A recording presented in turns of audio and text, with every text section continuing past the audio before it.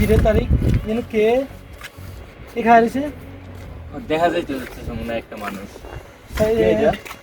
আমরা তো কি হয়েছে ভাই? হ্যাঁ আজকে সৌদি আরব আসছি 7 মাস ভাই। আমার কোনো থাকার জায়গা নাই, কাজ নাই, কিছু নেই। আমার ফ্যামিলি সবাই আমার মুখের দিকে তাকায় রয়েছে, আমি কি করবো আমি বুঝতে পারতেছি না ভাই। এই জন্য আত্মহত্যা করতেছি এখানে। এখানে বসেন। আমি বিদেশ আসার সময় বিষয় রয়েছে আমার একজন আত্মীয়র থেকে। উনি বলছে বিদেশ আসার পর আমাদের কাজ দিবে কফি শপ এবং রেস্টুরেন্টে।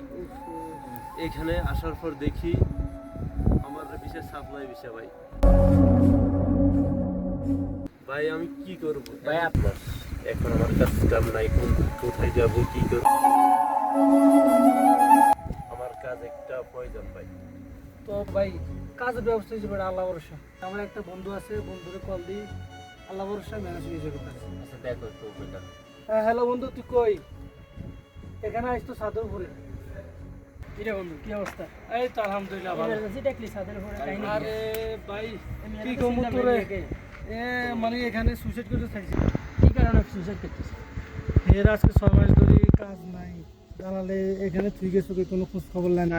এর মা বোন সবাই আছে, আর সামনে ঈদ।